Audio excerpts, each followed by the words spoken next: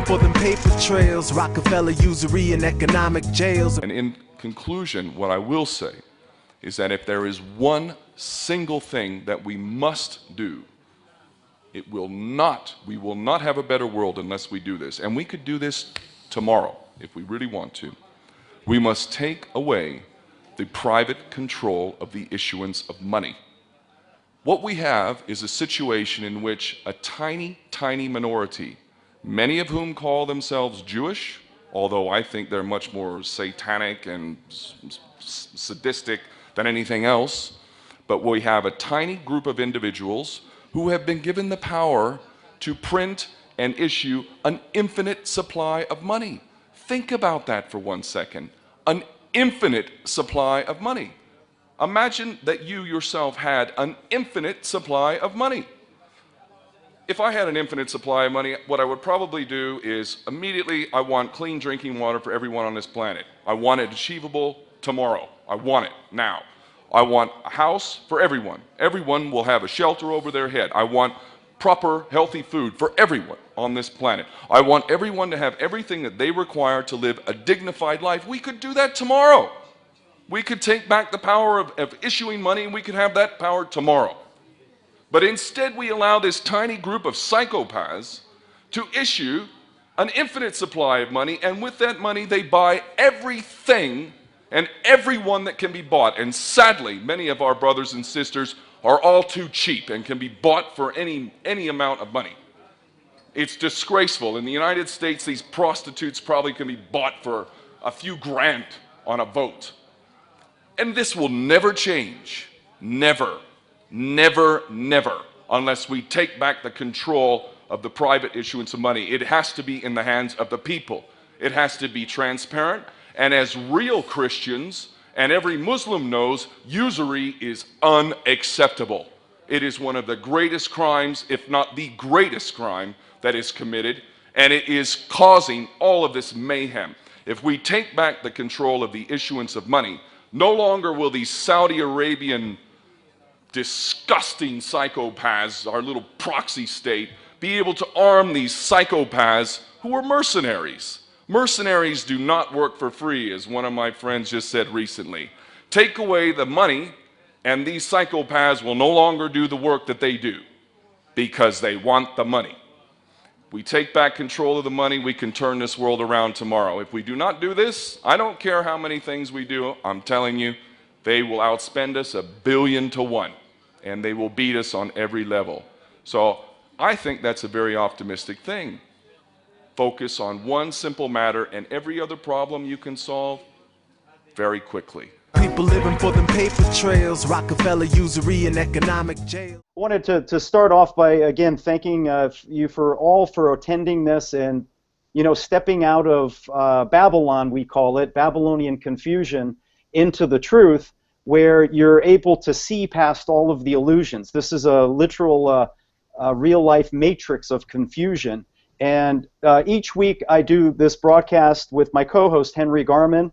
We're both going to be doing presentations, and Henry's is going to be discussing how to we leave the old paradigm, the existing paradigm, and go into the new paradigm. And mine will be recognizing some of the usury abolitionists who are worthy of the UsuryFree Winged Lion Award. And that's what this is all about. It's a celebration of the 11th annual UsuryFree Week. And this is our life's passion. This is all we think about and do and work on, because there's one solution to these problems. Let my people go.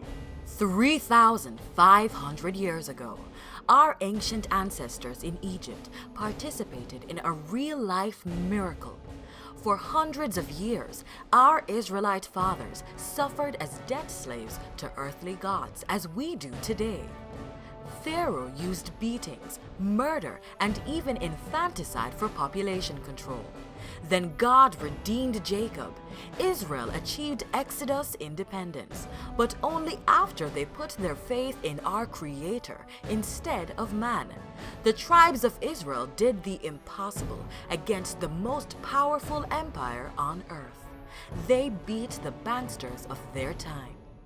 History is prophecy, and Revelation is a repeat of Exodus. Come out of her, my people, so you do not participate in her sins or receive her plagues.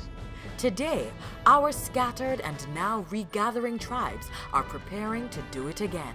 The house of Judah and Israel are uniting in obedience in our Father's law. The church is Israel. Well, who are these people? They're Israel. Israel. Because Paul said we're grafted in. So we're the new Israel. Yes. Rather than continuing to serve the Babylonian beast system, 144,000 souls are being sealed under the protection of the Passover lamb. Remember, we are the hands and feet of Jah. Purify your souls. Prepare for the return of the champion. Now, we are finding the courage to walk in Jesus' footsteps. We are seeing the wisdom of his debt forgiveness Sabbaths, Jubilee release, and land reform. We are understanding how usury creates perpetual debt bondage. We are creating usury-free money systems. Arise, usury abolitionists. To protect our tribes from monetary collapse and usurpation.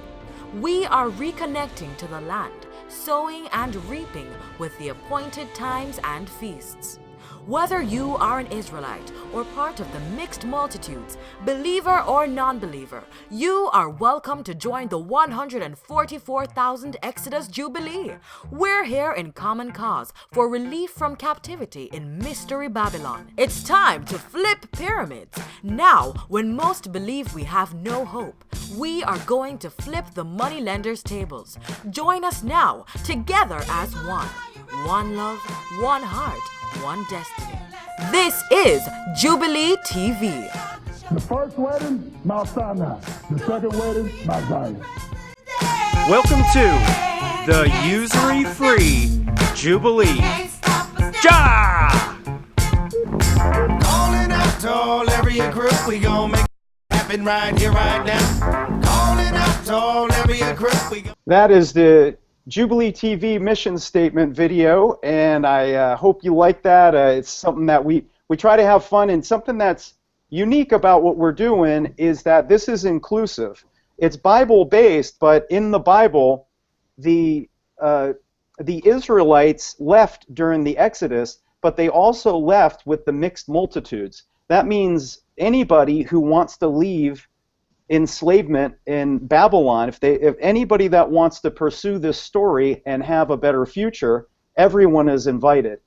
Believers, non-believers, that's what this church is all about. It's a church of truth that for the people who recognize that this is a system of slavery and want to have a higher life, a better future for themselves and their families, and a better way of being. Before I go any further, I wanted to take a moment to commend Tommy UsuryFree Kennedy for organizing this event.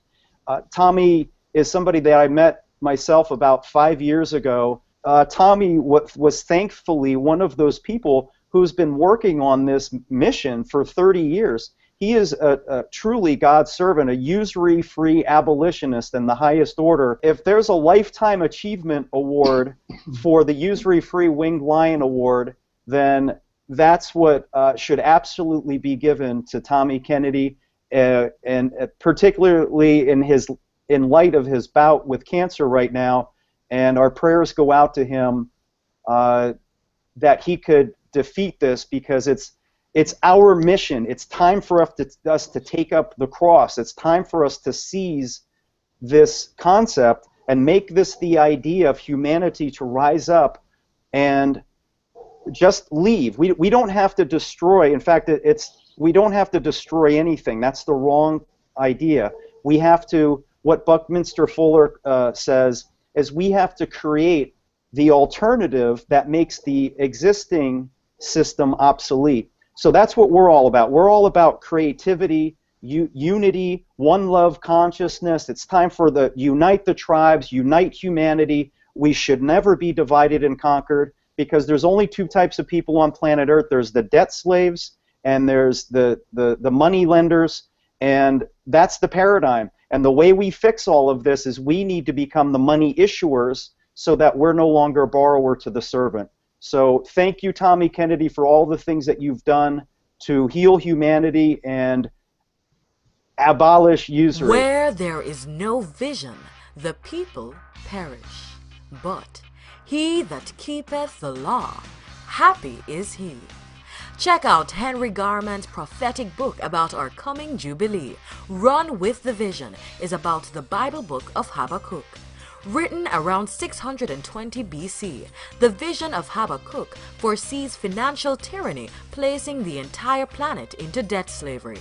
Systematic looting of the nations will depress the world economy into a state of approaching total economic collapse. A matrix of artificial intelligence will be designed to control the minds of humanity. Usury and spiritual bondage will plunge nations into a hypnotic state of suicidal cultural despair. Economic problems will seem insurmountable. Yet, this ancient prophecy also predicts something unexpected. There will be a sudden great awakening and revolt of the debtors, resulting in a glorious economic and spiritual recovery. The vision foresees a blessed time in the future when mankind finally fully awakes and throws off tyranny. The Bible calls this blessed time Jubilee. Beginning with a trumpet blast, liberty was proclaimed throughout the land in the year of Jubilee. Debts were cancelled, slaves set free. The people rose up and took back their inheritance. Run with the Vision by Henry Garman. $3 on Amazon. We're going to bring on Henry Garman so he can do his presentation and describing how we leave the existing corrupt paradigm, how we leave Babylonian captivity, how we go to the promised land. And here comes the great Henry Garman. Okay, so what I want to talk about tonight, first of all, is paradigms, worldviews, and thinking differently. You know, consider a newborn baby. A happy little bubbly baby comes into the world with a clean slate. Childhood is a wonderful thing, the innocence of a newborn baby. And babies have no worries, and for them it's always playtime. And you know, for myself, I'll just give a little my own story. My childhood was very happy. I grew up in a small town. My dad was a farmer, and life was good. And you know, I had dreams, and all kids have big dreams. I went on a lot of trips. I lived in Canada. My parents were from the United States. We visited our grandparents in Ohio and Pennsylvania every Christmas. We visited a lot of museums. I went to Edison's workshop. Went to a lot of different places. You know, I had the dream of being an inventor. That's what I wanted to be, a scientist. And you know, when I was young, we had this idea that we could be whatever we wanted to be. So my dad would say to me, "You want to be a doctor? You want to be a lawyer? What do you want to be?" Fortunately, he never said, "Do you want to be a banker?" But then, you know, things change when education comes along. And I'll just tell you this story, I can hardly believe it happened to me. But my very first day at school, in grade 1, the teacher asked, "Who can whistle?" And you know, I couldn't whistle. And so people were giving examples of their whistling, and I was just trying. I was just air coming out of my mouth. And then later on, we went into finger painting. And during finger painting, as I was messing around with the colors, I still kept trying to whistle, and lo and behold, I whistled for the first time in my life. And the teacher got so angry at me because I was out of line, and made me go stand in the corner for learning the very first thing I learned day 1, grade 1. So I was not impressed. You know, looking back at some of the teachers and the tactics we had in those days, I think we would call them psychopaths. But you know, they drilled into us that we were supposed to stay in line and do things when we were told, and conform, know our place, follow the rules. And as I grew older, you know, I realized that a lot of these dreams that I had, when I would talk to adults about my dreams, they would say to me, well, be realistic. It seemed like, initially we were told you can be whatever you want to be. You can pursue your dreams. But then you became aware of hypocrisy. You became aware of limitations being set on you. And so out of this frustration, we turned to other things. And we realized that we have to form our own lives. And we were inspired by the music. And it seemed like, in times of frustration, that the music was what held us together. And I particularly liked the Beatles, and I liked their up melodies and their songs about love and revolution. And, my life went on. I fell in love. I got married. And a lot of people think, well, this is the solution, However, money problems always hit the best of marriages. And sure, even my wife and I occasionally talked about divorcing. And it was almost always money related. So here we come to a big issue. Not enough money or no jobs. And, when I was young, when I was in my 20s, it was very easy to get a job. There was work everywhere. But these days, it's getting very difficult. And kids graduate from college, they have a degree, and yet they have to do work like flipping hamburgers at McDonald's.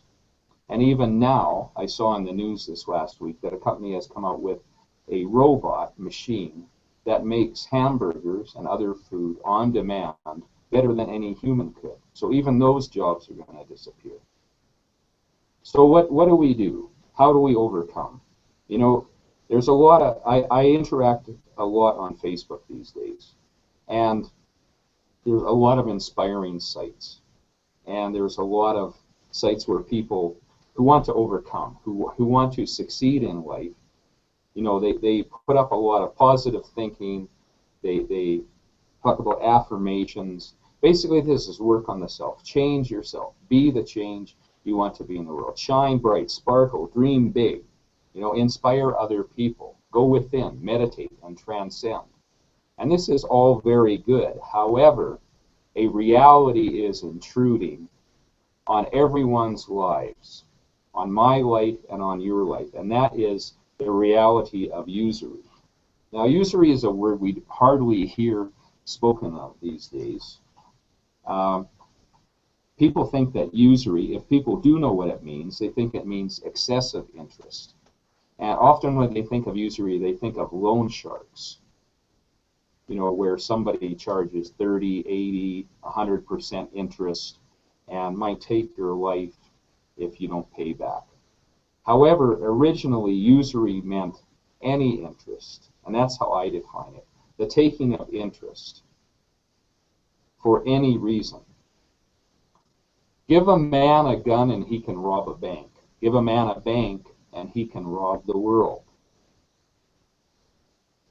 Ladies and gentlemen, welcome to the Bankster's Hunger Games, where the odds are never in your favor. Now, it was in the 1980s that I became aware of the third world debt crisis and hunger issues. And I attended a seminar, a conference in Richmond, Virginia, that was sponsored by the Schiller Institute. And I heard about the theme of Jubilee. And I became aware that we need to be a part of this solution, that usury is robbing the world. Now, there was the old slavery, physical slavery, chattel slavery, where a slave is treated as the property of its owner. And now there's also the new slavery. And this is the usury that we pay. Okay, so usury is the interest charged, the fee for money, regardless of whether or not the money earns anything for the person borrowing. And we all pay extra to the banks and the mortgage companies We pay extra for everything we buy. There is a factor of usury built into the price of everything. Now, usury was condemned by the ancients, and they had first, in those days, they didn't have modern banking institutions. It was mostly private lending. But even then, among the Greeks, the Romans, there was this recognition by Plato, Aristotle, other philosophers that usury is an evil and that a usurer should not be welcomed into anything considered a civilized society. And when Cato the Elder, a Roman, was asked, "What do you think of lending at usury?" he replied, "What do you think of killing a man?" Now, according to the moneylenders, today's moneylenders, and remember that image of the little baby so happy and bubbly. Well, according to the moneylenders and our governments, we already are in debt to the tune of $60,000 or more on the day that we're born. And according to them, the world is in debt, and it's our debtors. We, the debtors, are at fault, that we're to blame for expecting too much. But what they don't tell us, what they don't want us to know, but the truth is getting out, is that they created the money that they lend to us out of nothing. And then they take their usury, their cut. And there was one banker that explained this to me when I went to apply for a mortgage. He said, "Henry, when you're shopping around for a mortgage, remember, we're not doing you any favor, because the value in this transaction is two things. It's the value of the house and the value you're promised to pay. And you're letting us give you this money, but actually we're not really bringing anything to the table." He says, that's the industry I work in. He was a very honest banker. I can truly say the only banker I ever loved. Now, the moneylenders, we talk a lot about Babylon, and that is not just some mythological thing that we're bringing out of the Bible. You can read the secular historical accounts of Babylon. And Babylon originated many things, including the art of moneylending. And they perfected usury, speculation. The rulers of Babylon did not want to work. They considered themselves as overlords over humanity. And Babylon was one of the first empires that ruled through usury, through control of money. And Babylon means confusion. And Babylon was a city where money ruled supreme. The elite, besides controlling specific commodities and the issuance of money, had two sets of laws. They had one set for the rulers and one for who they considered the beasts. And there was the Babylonian Genesis, called the Enuma Elish, stated that Babylon was formed at the beginning of time to bring order out of chaos, and that the lords of Babylon, who were the gods, were there to subdue the beasts of burden who would work for them. So they had two classes in society. And of course the overlords, the moneylenders, were immune from the laws. In the laws of Hammurabi, it said that if a commoner takes an eye or breaks a tooth, he shall pay with an eye or a tooth. But a rich, noble person, one of the ruling elite, the gods, will pay a fine. And today, in the system of banking that controls the world, we see that they have perfected their system, not only through money lending, but through control and manipulation of the markets. For example, through robots, automatic trading on the markets to fleece investors. So they have perfected what they consider a perfected system, where basically they create money out of thin air and they loan it to us. And while we struggle, we don't have any money. We have to borrow. We don't have the right to create our own money. And yet we are the only ones bringing anything to the table. We're the ones, our guarantee is what backs the money. So we're saying, why shouldn't we create our money ourselves? Because we are the issuers of money. It's our promise that it to pay, and our assets that are backing everything. Our ancient ancestors experienced severe oppression, and they warned us in their holy writings and in the writings even of the secular historians, warned us against usury, corrupt rulers, and those who would usurp our freedoms. And throughout the ancient world, if you study the history of the ancient Roman and Greek world, the one social issue that was always paramount was the demand for debt relief. Now, the Bible condemns usury in the strongest way possible. In fact, in the book of Ezekiel, it says that one who lends at usury shall surely die. He is guilty of, as guilty as committing murder, much as Cato said, Cato the Roman said. And not only does the Bible condemn usury, but also the Quran. The Prophet Muhammad and even Buddha condemned usury in the strongest possible terms. Jesus proclaimed a Jubilee at the beginning of his ministry. Now, what a Jubilee was every 50th year, in the laws of Moses, the people were commanded to return and to take back their inheritance.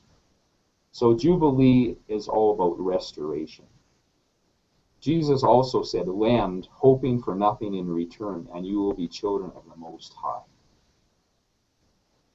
Now, it was generally understood in the Middle Ages, and a lot of this came from the experience of the banking collapse in the early 1300s, when the largest banks in Europe, based in Italy, went bankrupt. And the living standard of Europe was depressed so much that people were not only starving, but when the Black Plague arrived on the scene, they had no defenses, and about half the European population was wiped out. So laws against usury came out of practical experience. They did not drop down from the sky as some divine command. They were a divine command because they were a recognition of reality, the reality of compound interest. The whole objection to usury was that of reaping without sowing. It was considered unnatural that money should breed money because money is not alive. And what was considered just was that the lender should share risk with the borrower. And Alfred the Great and James the First both said that if a man is found taking usury, his lands will be confiscated. It is like taking a man's life must not be tolerated. So once again, the general consensus of those who understood usury is that it is akin to murder. Now today we're boxed in. Our paradigm is one of political correct thinking. And the bankers issuing money, being able to create money out of thin air, unlimited amounts of money out of thin air, are able to not only hire mercenaries in the field of war, but mercenaries in every realm, because they create money out of nothing. And so they buy politicians, they buy the media, they buy spokespeople, and they have this false paradigm. These are some of the truths that are believed in our culture. That money created from banks will somehow trickle down to create wealth for all. That no matter what disruptive technology is financed, it will create more jobs than it destroys. And this also goes towards corporations. No matter how big Walmart or other corporations financed by these big banks gets, somehow we'll all be wealthy. It's believed that centralization, that central control is the cure to all our economic problems, that expanding debt and consumption is the path to prosperity. If we're in debt and we can't pay, well, then let's just make more loans. I hear today economists saying, well, the problem is people need to borrow more money. That's the way to get out of debt. It's like you can dig your way out of a hole. And the most ludicrous is this idea, this misinterpretation of Adam Smith, which says that if we're selfish, if we maximize our private gain, somehow this will work out for the good of all. Now, banks and centralization are a top-down pyramid structure, a society which is a slave empire. So Babylon and Egypt were slave empires, and they were built on this idea of a few, an elite, taking control of the money system and lending at usury. So after mankind came out of primitive, nomadic, I don't know how long we lived in caves or if we lived as nomads, and entered so-called civilization, we were immediately controlled by the moneylenders. So usury, the money monopoly and usury goes back thousands of years. This year, a report by Credit Suisse stated that 1% own half of the world's assets. And this is an image, a pyramid image, from Credit Suisse, a bank, okay, showing that 0.7%, just slightly under 1%, control about half of all the liquid assets of the world. So this is the result of usury. The ability of banks, how can we compete with usurers if they control the banking system? I mean, we have to borrow money, and then which is created initially as an interest-bearing bond through a government, and then we have to pay interest on all the money. And so the compounding effect of compound interest increases astronomically. And what we're ending up with is what I like to think of as one bank to rule them all. And, you know, the first tyrant in Greek history came out of Lydia, a king of Lydia, Attalus. And he was the first noble in Lydia, which is part of Asia Minor, which is now in Turkey.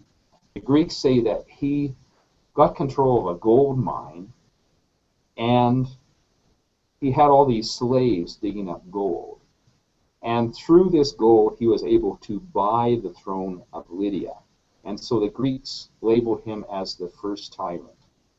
And now today, as a result of compound interest, as a result of this money lending system, we have 147 companies controlling the majority of all the transactions in world commerce. In fact, a report was brought out in 2011 at a university in Zurich, Switzerland, called the Network of Global Corporate Control, which analyzed all the corporations, all the companies in the world, created a computer model, and created this model, which is on our screen now, showing that 147 companies, of which 60% are finance companies or banks, which are interlocked, control about 60% of world commerce.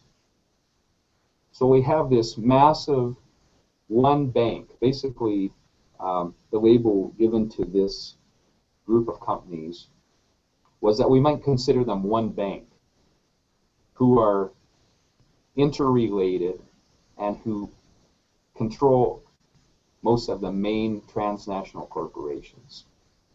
But debt, if you study online, alternative media, alternative investing sites, you will soon find out from most of the knowledgeable financial analysts that world debt is maxed out.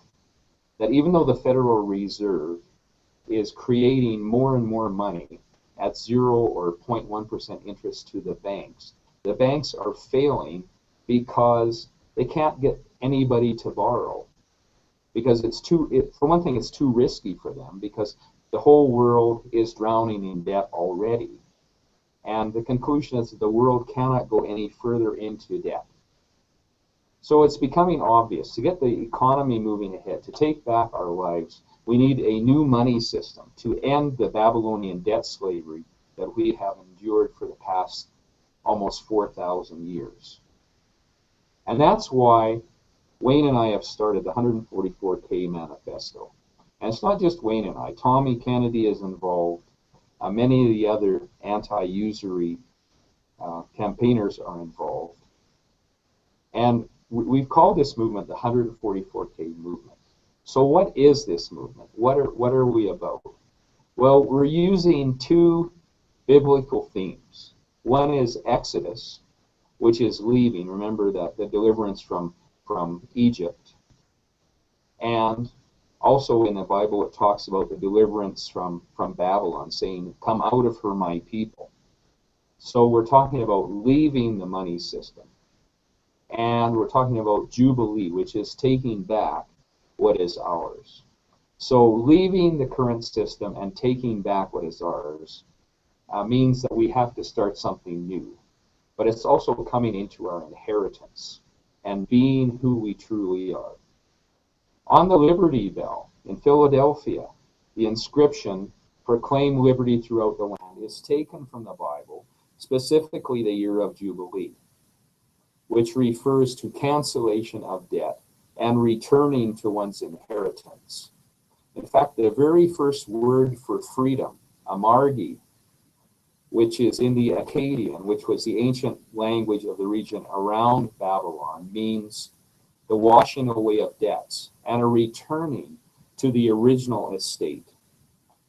So to return to our original estate, to take back humanity's inheritance, what we need to do is build a new model which makes the existing model obsolete. And seeing as we are the ones who already back the money, it's our promise that makes the money good in the existing banking system. Why do we need these middlemen at all? If we're backing the money now, why don't we directly issue our own money? Because we are the money, we are the backers. So our goal is to unite and create a usury-free Jubilee economic system. So free from looting, free from a usurping oligarchy, to take back what has been stolen from humanity. We're being warred upon. The psychopathic inmates are running the asylum, creating chaos and poisoning our minds, bodies, food, and environment. So usury is not a light issue, it is central. The elites control through the issue of money, and that's what we need to take back. And we have identified usury as the core principle that needs to be addressed. And so to address usury, the only way, rather than taking a mark of the beast, we talk about taking the mark of the Lamb. And this is not a physical mark. You could say a mark in a sense of, well, somebody could say, well, what is the mark of a scientist? Or what is the mark of a Christian? Or what is the mark? What is the identifying characteristic? In the Bible, it talks about the mark of the beast, 666, which is identified with the evil money system. And what we want to concentrate on, what we want to dedicate ourselves to, is on our forehead, which means our thinking, on our hand, which means our actions, on our feet, which means where we go and what we do, that we work for the liberation of mankind, that we not only expose the evils of usury, but that we create a valid alternative, that we create our own currency, that we take responsibility. Since we are backing the money, why not be the money issuers? So Wayne has a lot of experience in designing local currencies. I have a lot of experience in researching Jubilee and economic history. A lot of you have a lot of experience, a lot of talents to bring to this work. This is the greatest work that we can be involved in, because unless we are set free from the money power, unless we are set free from the money power, from the compounding interest banking system controlled by an oligarchy, by a small group of psychopaths who create money out of thin air and finance wars, violent takeovers, mankind will never be free. So what we've been doing up till now is we've created a Facebook group. We're creating memes. We're connecting. Basically, we're connecting the tribe. And what we want to do is create a digital money alternative to what we have now. And the technologies already exist. They're already being used. And digital currency is already coming into operation. But a lot of people don't recognize the liberating potential of this. And none of the systems needed, or I should say all of the systems needed, are already in existence. What we need is a tipping point, a group, a mass tipping point to bring this into reality. So we are asking you to join us, to demand a Jubilee, to consciously think of becoming involved and creating an alternative system to the usury money system. We need to return and take our rightful place, to set heart and minds on fire, and to be the true change that is coming into the world. Because unless we focus on usury, unless we focus on our own money system, we will never have a rational, realistic alternative which will work to liberate mankind. Basically, if you look at Henry's got his website under in his lower third when his screen is up. My website's Usury is the Root. That's where you can watch old episodes of Jubilee TV where we get much deeper into these topics. We kind of want to just plant seeds and do an overview and realize that everything that we're talking about, this is the basis for a voluntary society, a society without coercion, where we all voluntarily choose to go on the exodus, to leave captivity. And it really is a mental thing primarily. The greatest obstacle to what we're trying to create isn't the technology, and it's not this tiny minority of people. They're not enslaving us. It's really our own confusion in Babylon. It's our own self-limitation. So we just want to offer this information and create a pathway where everyone can unite, the left and the right. We in Mountain Hours here in Summit County, we've had people from the left, for instance, Cynthia McKinney and Sherry Honkala. Sherry Honkala was the vice presidential nominee of the Green Party. She came to Summit County, and she's actually in a video that we want to show. We like showing video because you can add music and it makes it more fun, and it's, when you're teaching people this stuff and it gets dry and dull over time, you can only take so much information in. So it's fun to play some video where you have the added dimension of people performing and singing music and other voices. How we can effect change, the kind of structural change that we need, the kind of revolutionary change.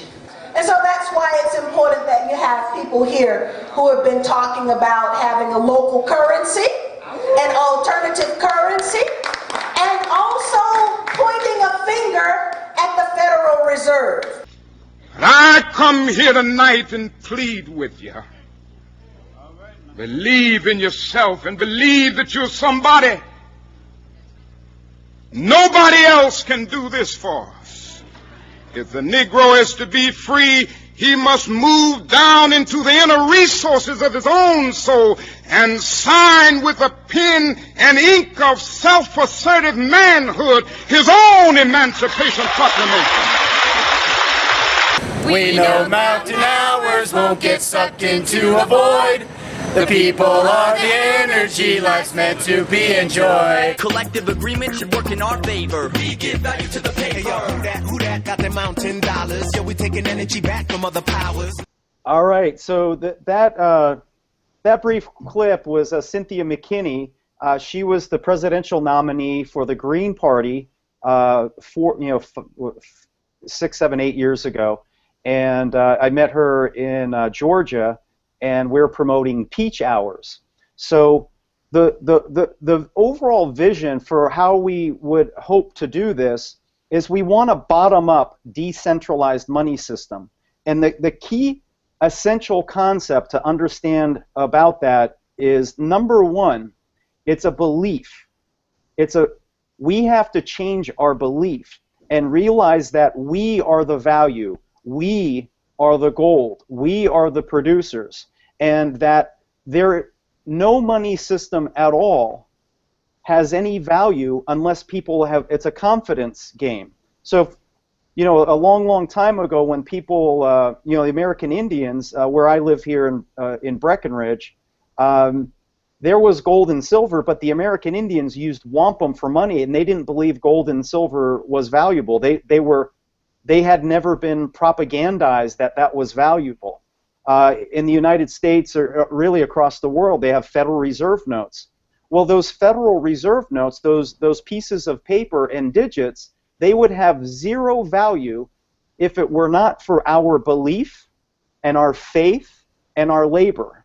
So if we had an exodus, if we removed our belief and our faith and labor from that system, those pieces of paper and digits would have no value. So rather than focusing on their system, we have to believe, we have to change our belief and realize it's not nations, it's not governments, it's not flags, it's not gold and silver, it's not Bitcoin, it's not Federal Reserve notes, it's none of those false idols. It's we human beings, it's God's children that are the true value. And once, we had a clip in there where Martin Luther King, the Reverend, was talking about believe in yourself, believe that you are somebody. Because when we are raised in Babylon, we are always told that we're defective and how we don't have the right clothes, we don't have the right car, we don't have the right degree, we don't have enough money, we're not good enough at soccer or football or basketball. And we always perceive ourselves, the system is always television programming us into our deficiencies. And then it raises up people, the Babylon raises up false values, and it creates things like the Disney Tragic Kingdom, where it takes little Disney girls and teaches them to be princesses, where they're not, like mother bears protect their children, right? Well, that's what God teaches, right? But Babylon teaches girls to be princesses and that someone's going to come save us. And then it's always kind of the government and the military or the police that's always coming in to save them, or some guy who has a lot of money or something, So this whole system is a system of mental slavery. And what we're trying foundationally is that we are here to be fishers of men. To find out what's valuable and amazing. Every one of us has unique gifts and artistry. And the path to our victory is a society where we heal humanity from all of that mental abuse. We are all suffering from post-traumatic stress disorder in a war of usury unconventional warfare. It's a proxy war where they use Judaism or Christianity or Islam, and they finance fake versions of each of those so that they war on each other, so that everybody goes, wow, look how violent the Jews are and all the evil stuff they do. Or look, oh, these Christians, they came to North America and they stole all the land and they raped and genocide, and all of those things are true. But they were not true Jews. They were not the Jews of the house of Judah. They were not true Christians who follow Jesus Christ. It's a proxy war. The entire thing, the whole system is a false flag on religion, on genuine spirituality. And the reason why we emphasize spirituality is because we have one love consciousness. We're about Bob Marley spirituality, one love, that all of us, we come from the same source, and we're going to return to that same source. And the only way that we get out of this and create the system that we want is by uniting. All right, these are some of the usury abolitionists of modern times, and if you look on the top left, you see Jesus' whip. Moses, in the Old Testament, the law was revealed to Moses. Usury, the scripture goes, "Thou shalt not be a usurer." Do not lend upon usury. It says that roughly 13 times in the Old Testament. Jesus came to enforce the law, the Jubilee law. He proclaimed Jubilee, and then he also turned the moneylenders' tables. Henry was shown in the beginning of his presentation, when you turn over the bankers' tables, you're cleaning the slate. Important teachers here are shown. Skipping to the next slide, starting off with Tommy UsuryFree Kennedy. That's Tommy holding up a Mountain Hour right there. He's wearing a Mountain Hour t-shirt. You'll see that Mountain Hour yellow logo on all kinds of stuff that we create. We sent them out, those t-shirts out to people all over the country that are active in the alternative truth movement, and got them to say, like, hey, we're down with this. Like, let's all just issue our own money. We can do this. And Tommy did the same thing in Canada. He had an hour-based local currency. The great Henry Garman, my co-host on Jubilee TV, he wrote a book called Run with the Vision, and it's truly unique. There's something in the Bible called the Book of Habakkuk, and it's about a Bible prophecy that was 500 years before Jesus, talking about a massive debtor's rebellion. And that's what we want. That's the Officer of Peace video, is a debtor's rebellion where the people take their inheritance back. Moving on to Michael Hoffman, he has a book called Usury in Christendom, The Mortal Sin That Was and Now Is Not. It's an excellent book documenting how the church, after Jesus, initially for 1,500 years, if you think of the church being 2,000 years old, for 1,500 years, it was a mortal sin that you were excommunicated from the church if you engaged in usury, and it was an enormous issue. Today, if you talk about this issue in the church, like they look at you if you're crazy for even mentioning it. Daniel Krenicki, who's a guest on one of the Jubilee TV episodes. By the way, most of these people that we're bringing up, most of them have been guests on Jubilee TV. He wrote a book that's for free on my website. You can get it and download it. It's called The History of Usury in America. John Turmel is an activist in Canada. Check out his stuff. He has a great quote. He goes, "Armageddon is the final battle between the keepers and the abolitionists of usury. Get on the right side of that battle. Become an abolitionist." Brett Jones, he creates a lot of the art that we see in the video. Well, we live in Breckenridge, and actually Breckenridge used to be called the Kingdom of Breckenridge. It's actually still written on the police cars even to this day, where it talks about the Kingdom of Breckenridge, which is the kingdom of heaven on earth. So the logos there is mountain hours and mile high hours. Once we create our own money, we can create our own. We don't have to get loans to create public projects. Any dream that we can think of, we can make manifest in the real world, because that's exactly what the bad guys do. Any evil scheme that they come up with, like a false flag, like 9/11, they can just create it. They can make manifest their dreams, which are our nightmares. Well, our dreams are their nightmares. Once we really have a true spiritual awakening. Brett also created this image. This is like Denver and the people coming down the mountains. Moses went to Mount Sinai and brought the word down to the people down below. Well, the police officers are coming out of Babylon. They go, you know what? We want a future for our children too. Let's have a Jubilee. Amir Ikram, he was a guest on Jubilee TV where he talked about Islamic debt solutions. Tommy Kennedy actually went to Malaysia for the 3rd annual Reba conference. The Muslims called Usury Reba. And we're trying to, we love Muslims too. We love Jews. We love everybody. We want to invite everybody. We're authentic. This is the authentic revolution where all humanity unites and takes the money power back, takes the land back. Corey K. Peterson, he was a guest as well. He's actually out of Colombia, and he goes back and forth between there and Minnesota, and he promotes something called market stamps, which is a usury-free form of money. And he's an outstanding activist. Check out his appearance on Jubilee TV. I think it was number 6. Anthony McShells is a monetary reformer in Holland, and he's an outstanding. He's got a blog. He really knows his stuff, knows his history, and he's got a blog called Real Currencies. He's a full-time activist against usury. These are the, we're such a small tribe right now. There's not that many of us.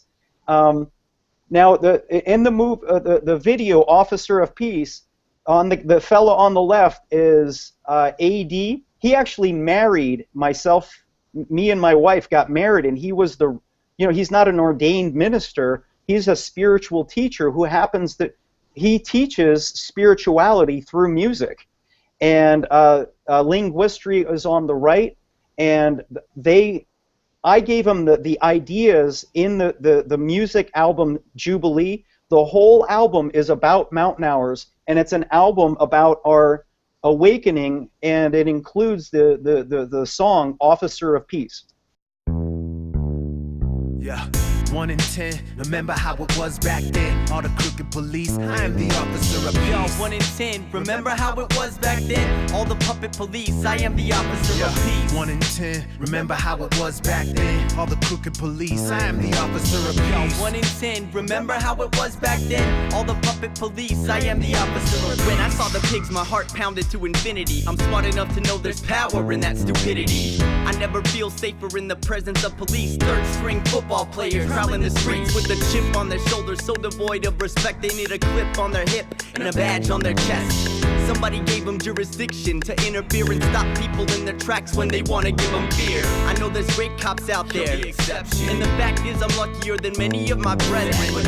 But that's when stupidity is dangerous. The bully you can't reason with unless something changes. Remember dirty cops? Yep. Remember getting shook down on the blocks, hollow tips packed in the Glocks. Military grade for the populace, sellout pigs represent Babylon metropolis. Yeah, remember legal jurisdictions, paid thugs to protect politicians. They fighting for the global corporate enterprise, the Big Mac, the small Coke and large fries. Remember how the people were the enemy. Remember how they turned a blind eye to John Kennedy. Yeah, remember getting stabbed in the back. Remember crooked cops here supplying us crack.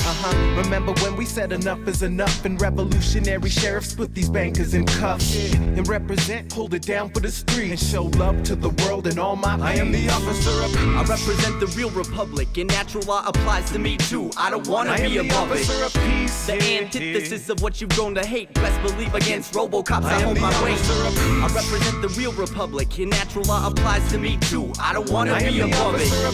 The antithesis of what you've grown to hate. Now it's new days and new ways. I'm talking justice for the kids, the moms and the pops, all the good people who done flip pyramids. I'm talking new types of police, the most highly educated and compassionate will hold down the street. I'm talking holding people's trust, cause victimless crime is no charge of mine. Ain't no reason to bust you.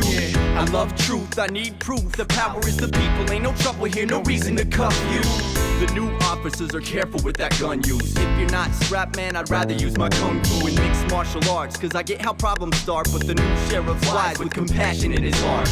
So I don't punish those who disrespect me, cause I'm self-confident, your little attitude's not threatening. Nor do I regulate on all your partying and drug use. That's on you, no need for guardians. I don't hide on the side of the road with the radar gun. I don't spy on you, nope. If you just honor the safety and well-being of others, we'll never have a problem, my brother, yeah. But most of all, I treat everybody equal. No matter how much money you have, I rep the people, not the banksters. The mafia-type predators get shut down. What now? You ain't repossessing protection. So the people have a choice. Protection. So that every living being on this planet has a voice. And I see you as my sister, my brother. Respect you like family, my father, my mother. Yo, I'll never bite the hand that feeds me. I'm only into action if the people here should need me. I'm really just a servant for the cause, to peacefully respect your right to live within the laws. And the laws we have are simple: show respect, keep your motives in check, be sustainable, cause it's attainable without domination. A strong nation is full of love and inspiration, and that's the way you really change the world. You start with your community, exemplifying unity and peace. Peace is what we all should hold the office of. Real talk, show love. I am the officer of peace. I represent the real republic, and natural law applies to me too. I don't wanna I be am the above it. officer of peace. The antithesis of what you've grown to hate. Best believe against Robocops, I I am hold the my weight. officer of I peace. represent the real republic, and natural law applies to me too. I don't wanna I be am the above officer it. of peace. The antithesis of what you've grown to hate. Best believe against bankers, I I hold am my the weight. officer of peace.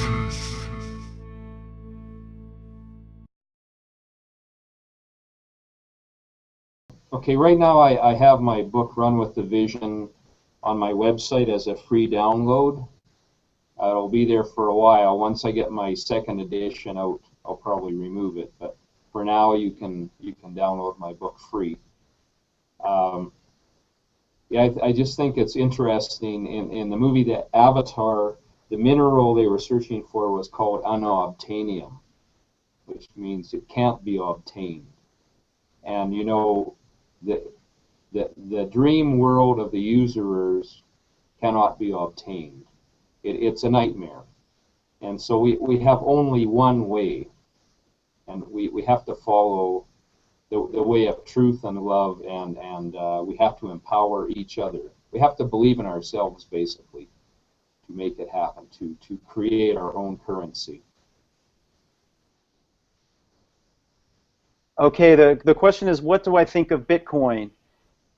I always, you know, as a nice person, you should always compliment twice and then give your critique. So number one is, I like that it's a currency that you're not waiting for permission.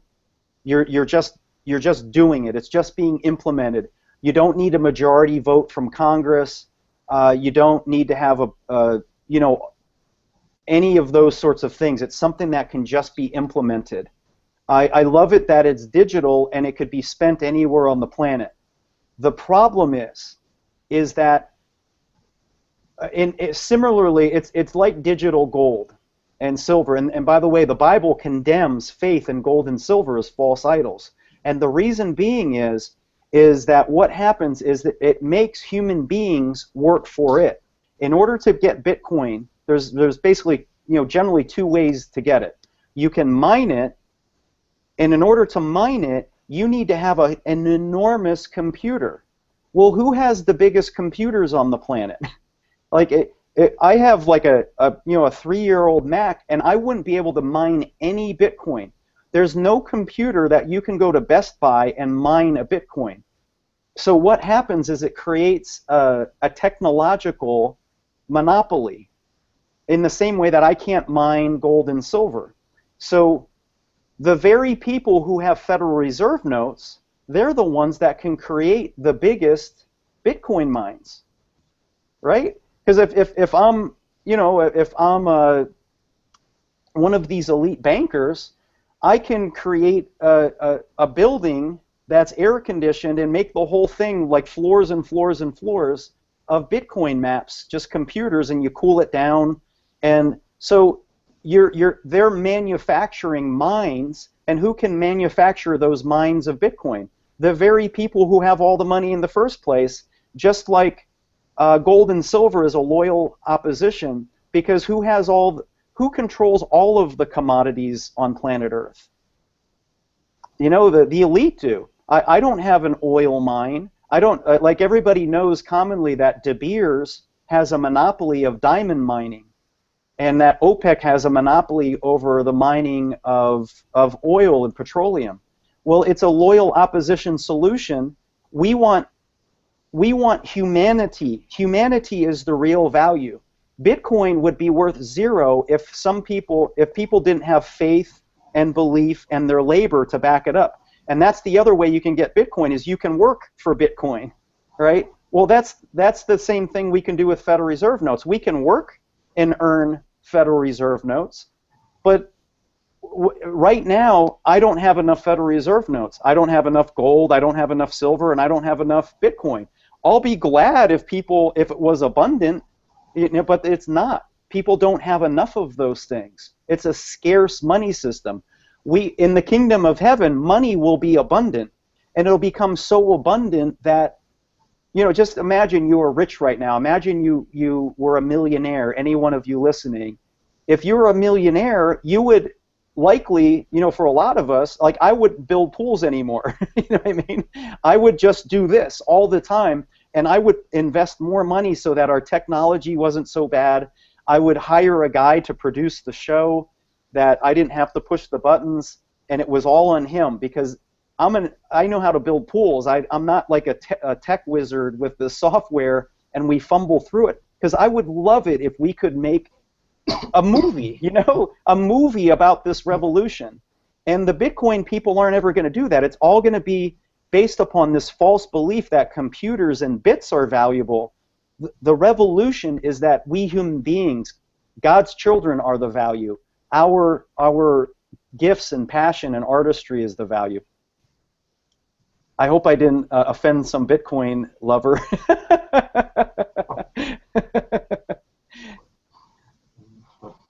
That's what it's about, overcoming false, because sometimes I say stuff, oh, you don't love the United States? I thought you were a Marine. I can't believe you. Well, we have to get over this idolatry, because the devil tricks us.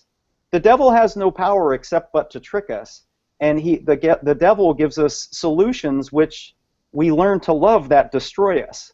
By, you know, I used to wave the flag and I would like go die for the Marines, like for no reason. I had no idea what I was going to fight for. It didn't matter. I just would watch a lot of movies and think that's how the society edifies men, is like, well, if you're a good athlete, the society will edify you. If you're a banker, the society will edify you. If you're willing to go fight and die and kill for your country, the society will edify you. We want to create a culture which edifies the artistry of human beings. Well said. Like Henry Garman. Henry Garman's awesome. We do this stuff for free. Like, think of all of the work Tommy Kennedy puts into creating a currency and promoting this message. Like, you go into debt doing this, but it's a work of passion, and we want to be fishers of men. We want to teach men to fish, and we want all human beings to realize their gift. Any more questions?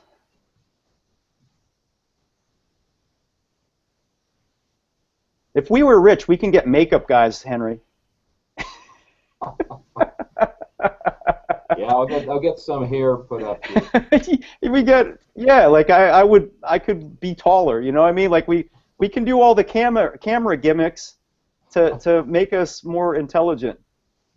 All right, Henry, I think there may be a question for you, Henry. It goes, have you seen any positive changes with usury? Meaning, is there traction? I think that's what the spirit of the question is. Are you seeing traction? Are you seeing an awakening and movement? We are just at the beginning. This is kind of early, you know. I see some people get back to me and saying, "Man, you're really inspiring us." I'm not sure what they mean by that. I mean, I understand, but first of all, it's a thing of raising awareness, and we really need to ramp it up. This is the great work of humanity. This is the only revolution, and because we are raised in Babylon, what we're promoting, the Jubilee, the kingdom, is the diametric opposite of Babylon. It's the diametric opposite. So because of that, there's scripture that goes, "Come out of her, my people, so that you do not participate in her sins or receive her plagues." And that's in Revelation, where they're talking about Mystery Babylon. Come out of Babylon. And when over the last year, I've gone to about 5 Bible studies in my community in Breckenridge, because I don't, just like in Jesus' time, the truth wasn't being spoken in the synagogue. When Jesus proclaimed Jubilee, they wanted to throw him off a cliff. So when you go to the churches today, you know, I didn't want to go to, when I say church, I'm not going to Sunday service where they're just talking to you. I would go to Bible studies and I would interject these topics, and the Christians there have never heard this stuff. They don't know about it. They're in Babylonian captivity too. The church itself is part of the Antichrist system. We're going to win, baby. That's the whole thing. We're going to win. We are absolutely going to win. It's just a matter of what the timing is. Okay, that was the last of the questions. Again, thank you. Check out Jubilee TV number 10. This is part of it. And next week we'll have an episode in Jubilee TV number 11 and talking about how cannabis is in the Bible book of Exodus and how it's important to heal your mind to regain your power. That's a little preview of Jubilee TV number 11. Thank you. Good night. Yeah, thanks, Dwayne. Good to be on the show.